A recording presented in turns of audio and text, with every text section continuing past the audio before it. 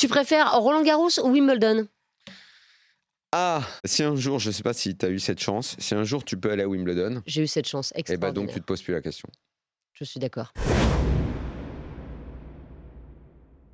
Wimbledon, c'est le rendez-vous de l'année que beaucoup de gens attendent bien avant Roland-Garros, l'US Open ou l'Open d'Australie, parce que Wimbledon, c'est un tournoi vraiment à part. C'est comme s'il y avait Wimbledon et le reste. C'est vrai parce que Wimbledon respire le tennis pour plusieurs raisons. Il faut savoir que c'est le tournoi le plus ancien du monde, c'est celui qui existe depuis le plus longtemps, donc à Wimbledon, il y a une histoire, il y a du vécu, et ça se sent quand on voit les images. Wimbledon, c'est un tournoi unique en raison de la surface. Bah oui, le gazon, c'est une surface tellement particulière, rare et parfois difficile à apprivoiser, même pour les professionnels. Wimbledon, c'est un tournoi unique parce que le tournoi a un certain nombre de traditions qui sont propres au tournoi, qui rendent l'expérience Wimbledon complètement unique, que ce soit pour les joueurs, joueuses, spectateurs, téléspectateurs. Sauf qu'on peut avoir des traditions plus ou moins légitimes, qui n'apportent rien de positif, voire qui desservent le bon déroulé du tournoi, et donc elles peuvent être critiquées, ce qui rend Wimbledon encore plus spécial. Mais Wimbledon reste un tournoi du Grand Chelem que les joueurs et joueuses s'arrachent tous les mois de juillet. C'est même le rêve de beaucoup de gagner Wimbledon en particulier plus qu'un autre Grand Chelem. À croire que le Grand Chelem londonien représente peut-être plus qu'un Grand Chelem. Alors pourquoi Wimbledon est un tournoi si particulier? On attaque juste après le jingle.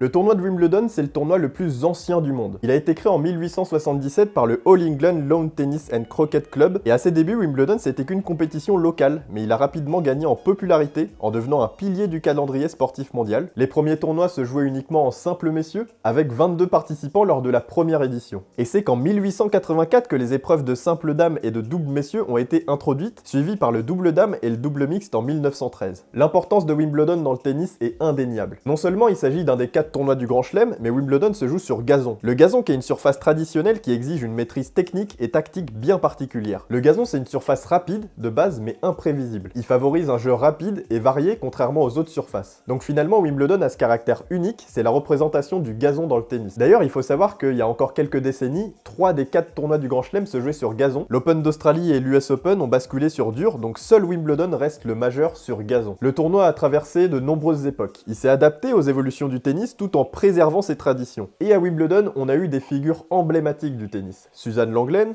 Fred Perry, Rod Laver, Björn Borg, Navratilova, Sampras et plus récemment Federer, Williams ou Novak Djokovic. Tous ont su apprivoiser à merveille le gazon londonien. Il et elle ont marqué l'histoire de Wimbledon et ont contribué encore plus à la légende du tournoi. Wimbledon, ça a également été le théâtre de moments historiques avec des matchs légendaires dont on parlera, mais aussi le théâtre de bouleversements sociaux. Non, j'exagère pas, et je pense notamment aux 2 titres d'Althea Gibson en 1957 et 1958. Gibson qui est la première afro-américaine à remporter un grand chelem, donc c'est une sacrée avancée pour la diversité et pour ce qu'on pourrait appeler l'égalité des chances. Du moins, c'est un beau message d'espoir pour tout le peuple afro-américain et pour toutes les femmes qui veulent réussir. Et ça s'est passé à Wimbledon, donc dès les années 1950, Wimbledon marquait déjà l'histoire du tennis.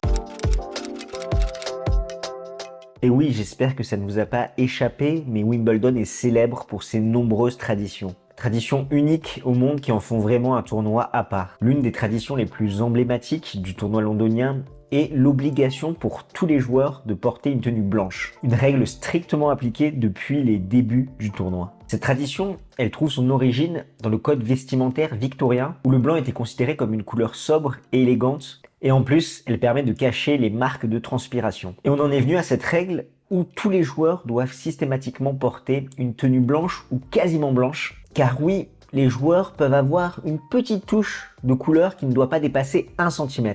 La règle, c'est la prédominance du blanc, et même pour les accessoires, comme les chaussures et les bandeaux, doivent se conformer à cette règle. D'ailleurs, certains joueurs ont tenté quelques folies exotiques, je pense notamment à Roger Federer en 2013, qui est arrivé avec des chaussures et une semelle orange. Et là, même si t'es Roger Federer, même si t'es l'élégance incarnée, tu n'as pas de passe-droit, ce qui fait que le Suisse, il a dû changer sa paire de chaussures.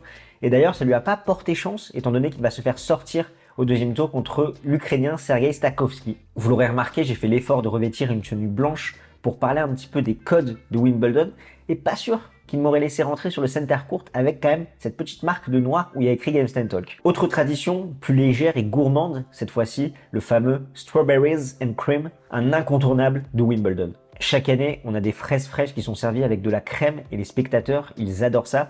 Comme vous pouvez le voir quand vous regardez un match, dans le Grand Chelem britannique, il y a plusieurs spectateurs qui sont avec leurs petites fraises, mais attention de ne pas se tâcher, mais en tout cas, c'est un délice. Cette tradition, là encore, elle remonte à l'époque victorienne et c'est devenu un symbole gastronomique du tournoi. Les spectateurs, avec leurs petites fraises, peuvent également apprécier le protocole royal où les membres de la famille britannique assistent régulièrement au match depuis bien évidemment les loges royales. Mais à Wimbledon, on a aussi la tradition du fameux couvre-feu à 23h et ça c'est vraiment propre à ce tournoi parce que le Grand Chelem a des cours couverts, mais non, peu importe ce qui se passe, à 23h, plus personne ne joue au tennis. Cette règle, elle a été mise en place pour respecter les habitants du quartier qui habitent aux alentours de Wimbledon et également suite aux règlements municipaux. Et pour toutes ces raisons, si le match n'est pas terminé à 23h, les deux joueurs vont devoir revenir le lendemain. Et bien évidemment, en tant que spectateur, si vous avez un billet pour le jour J, mais que cette affiche finalement n'a pas pu être terminée sur ce jour, vous n'avez pas de billet pour le lendemain. Cette règle, on en pense ce que l'on veut, mais forcément, ça va impacter un petit peu la façon dont les deux joueurs vont rentrer sur le court, étant donné que s'ils commencent tardivement, la gestion mentale, stratégique aussi de la rencontre va être compliquée à aborder parce que si le match n'est pas terminé, les deux joueurs vont devoir revenir le lendemain. Donc il y a une certaine forme d'autonomie jusqu'à cette heure de 23h du couvre-feu. Et ça, on l'a vu en 2018 lors de la demi-finale qui opposait Novak Djokovic à Rafael Nadal, où à 23h, les deux joueurs ont dû s'arrêter quand le Serbe menait 2-7-1 et ils sont revenus le lendemain, un samedi en plus, la veille de la finale. Tiens, ça me fait penser à un autre truc de fou, la désignation des têtes de série à Wimbledon. Heureusement, ça a évolué depuis. Mais si on remonte à 2002, Wimbledon avait son propre système pour désigner les têtes de série avant le Grand Chelem britannique, étant donné qu'ils allaient pondérer les résultats obtenus la saison précédente sur gazon et également les résultats obtenus les quelques semaines avant Wimbledon pour justement donner plus de points et ainsi ceux qui avaient bien brillé sur la surface allaient pouvoir remonter dans le classement et avoir une nouvelle tête de série. Autant vous dire que si on prend un Adrian Manarino, le mec, il serait dans le top 10 avec ce système-là. Et pour finir sur les traditions, on a également le défilé des ramasseurs de balles. Ramasseurs qui sont sélectionnés par les écoles locales, ils sont entraînés très dur pour avoir un service impeccable. Et honnêtement, ce n'est pas étonnant pour avoir scruté plus d'une fois les ramasseurs de balles à Wimbledon. Je pense que ce sont les meilleurs. Il y a cette rigueur quasiment militaire et on sent ce côté strict britannique. Je pense qu'ils ont dû se faire taper sur les doigts plus d'une fois quand ils n'étaient pas à la hauteur par rapport à ce qu'on attendait d'eux. Et dernière chose, le tournoi débute officiellement le lundi par un match sur le court central qui va honorer les anciens vainqueurs, étant donné que forcément le gagnant de l'édition précédente va ouvrir les hostilités sur le center court, que ça soit le lauréat masculin ou la lauréate féminine. Et Wimbledon, certes, c'est plein de traditions, et ça, il y a deux écoles. Soit vous vous dites, waouh, qu'est-ce qu'ils sont chiants les Britanniques avec leur cul pincé, ou au contraire, vous êtes admiratif devant tout ce qu'ils arrivent à mettre en place, et surtout que les joueurs respectent cela. Mais force est de constater que Wimbledon, ça a été le théâtre de moments historiques qui ont marqué à tout jamais le tennis.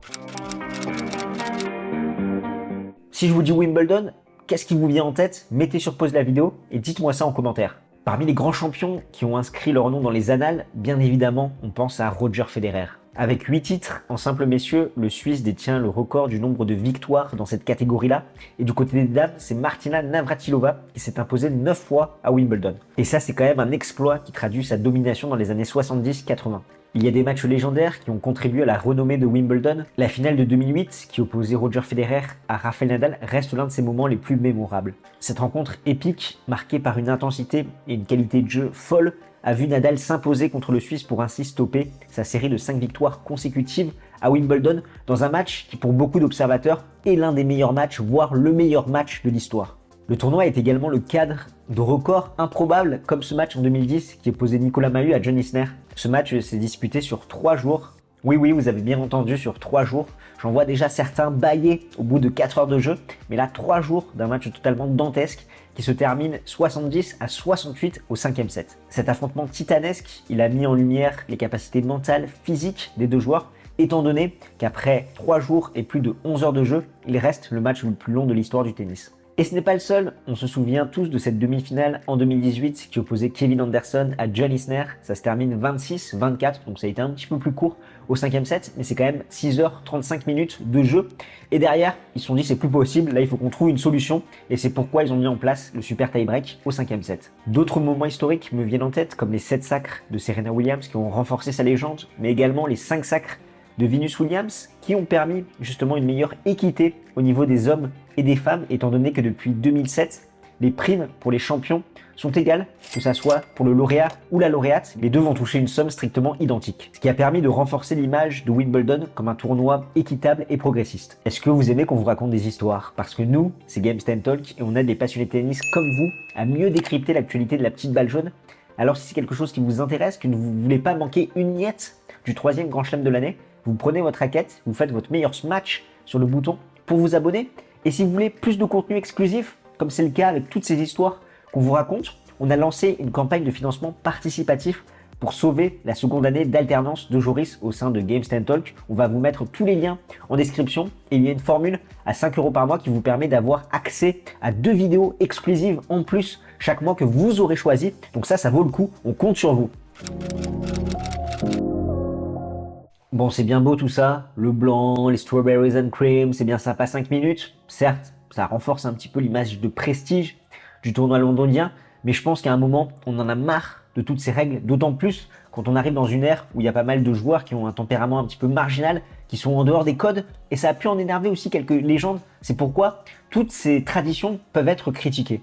Le blanc, c'est chouette, on voit pas que tu transpires dedans, c'est élégant, mais il y a quand même un manque de souplesse et de flexibilité. Je vous ai cité cette histoire de Roger Federer en 2013, qui avait des semelles oranges, qui a dû les changer. Même lui, il est soumis à cette règle, alors que c'est le recordman de titre en simple messieurs là-bas. Et surtout, toute cette rigueur vestimentaire peut paraître un petit peu démodée. Pourquoi? Parce qu'on a des joueurs qui veulent montrer leur personnalité justement avec leur style vestimentaire, en mettant certaines couleurs, en mettant un look plutôt qu'un autre, alors que là, tout le monde se ressemble, sachant que tout le monde est en blanc, et ça canasse un petit peu les tempéraments de chacun qui ne peuvent plus s'exprimer, notamment avec leur style vestimentaire. Et le couvre-feu à 23 h, c'est quoi ça? Ok, à Roland-Garros, on joue jusqu'à 3 h du matin, mais je pense qu'il y a un juste milieu à trouver, parce que là, ça peut totalement casser une dynamique, étant donné que ça demande une gestion mentale, physique, stratégique de la rencontre. Si vous avez un match qui va se dérouler tard dans la journée, vous vous dites, bon, j'ai 1 heure ou 2 d'autonomie, derrière, potentiellement, je vais devoir revenir le lendemain, les conditions ne sont pas les mêmes, qui va faire la course en tête? Franchement, c'est un autre match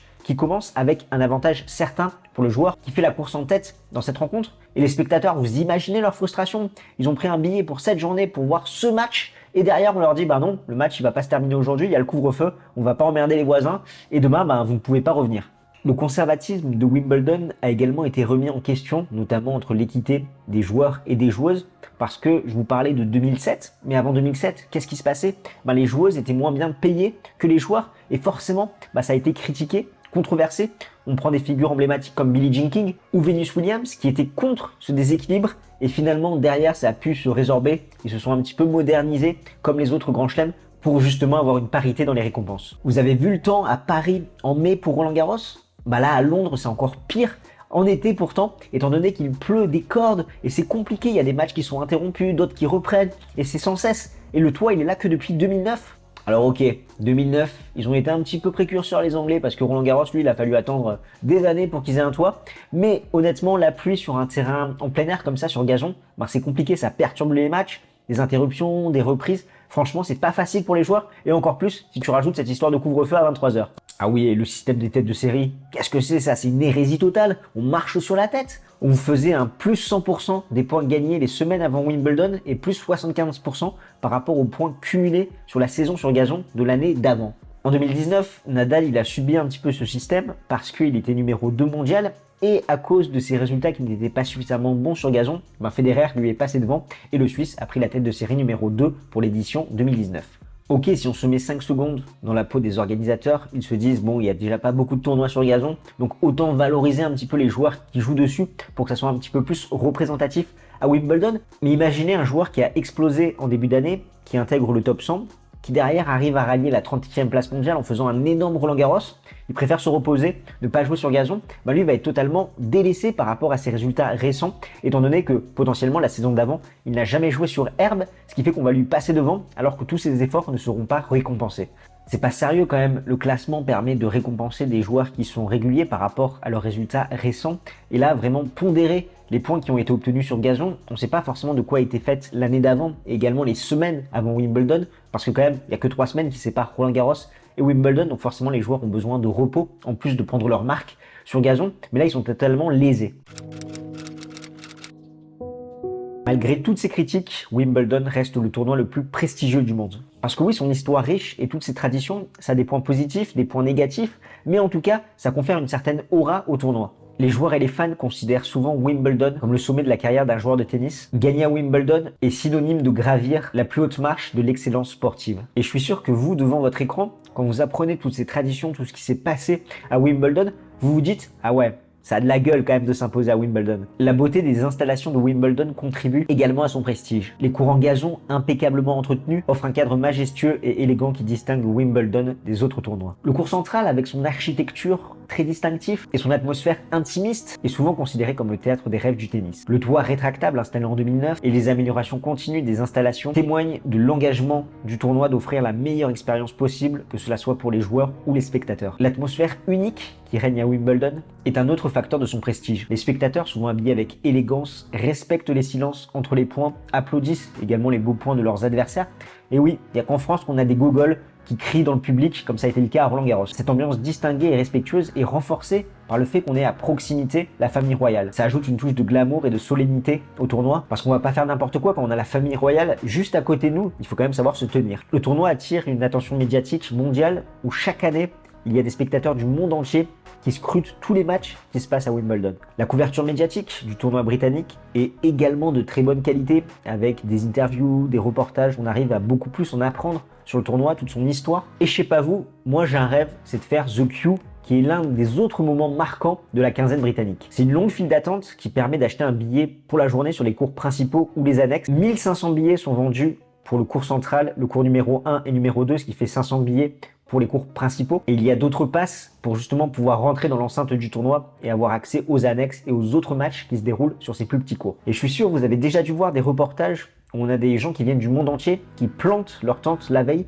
pour être sûr de bien être positionnés dans la queue, parce que là, c'est un système qui est différent de celui de la billetterie à Roland-Garros, où on a beau être là à 9h59, on se retrouve quand même 80 millième. Là, si on arrive tôt, on a toutes nos chances d'avoir une place et d'avoir le Graal. Dès qu'ils arrivent dans la file d'attente, il y a des stewards qui vont donner à chaque personne des numéros pour justement voir leur position dans la queue. D'ailleurs, ça me rappelle Thanasi Kokinakis qui avait fait le livreur de pizza pour des supporters australiens qui attendaient justement dans cette longue queue. Enfin, la qualité de l'organisation et le professionnalisme des équipes de Wimbledon contribuent à en faire un rendez-vous incontournable pour tous les amoureux de tennis. Chaque détail des cours impeccables au service pour les joueurs est pensé pour rendre l'expérience exceptionnelle. Les innovations technologiques, telles que l'introduction du Hawkeye pour voir si la balle est faute ou non, montrent que certes, Wimbledon, c'est un héritage riche avec beaucoup de traditions, mais également de la modernité pour rester à la pointe du tennis. Comme vous l'aurez compris, Wimbledon, c'est bien plus qu'un simple tournoi.